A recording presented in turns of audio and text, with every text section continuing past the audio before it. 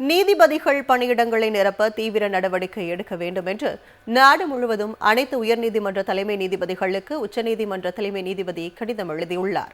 பணியிடங்களை நிரப்பும் போது பெண்களுக்கு முன்னுரிமை வழங்க வேண்டும் என்றும் அறிவுறுத்தப்பட்டுள்ளது. நாடு முழுவதும் உள்ள உயர்நீதிமன்றங்களில் மொத்த நீதிபதிகள் எண்ணிக்கை 1122. அதில் தற்பொழுது 309 பணியிடங்கள் காலியாக உள்ளன.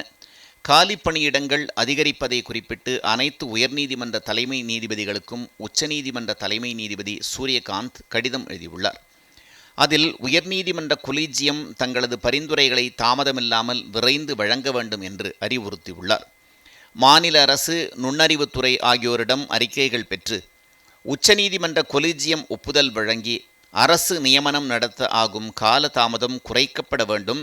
அதற்கு உயர்நீதிமன்ற கொலீஜியம் பரிந்துரைகளை தாமதமின்றி உடனுக்குடன் அனுப்ப வேண்டும். பெண் நீதிபதிகளை அதிகமாக நியமிக்க நடவடிக்கை எடுக்க வேண்டும் என்று அந்த கடிதத்தில் வலியுறுத்தியுள்ளார். உயர்நீதிமன்றத்தின் பரிந்துரை தாமதமானால் அது உச்சநீதிமன்றம் வரை பாதிப்புகளை ஏற்படுத்தும் என்றும் தலைமை நீதிபதி தனது கடிதத்தில் சுட்டிக்காட்டியுள்ளார். தற்போது உயர்நீதிமன்றங்களில் 813 நீதிபதிகள் பணியில் உள்ளனர்.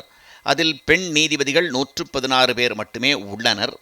மாநில அளவில் பெண்களை தேர்வு செய்வதில் பிரச்சினை நிலவினால் அந்தந்த மாநிலங்களிலிருந்து உச்சநீதிமன்றத்தில் பணியாற்றும் பெண் வழக்கறிஞர்களை பரிசீலிக்கலாம் என்றும் உச்சநீதிமன்ற தலைமை நீதிபதி ஆலோசனை வழங்கியுள்ளார்.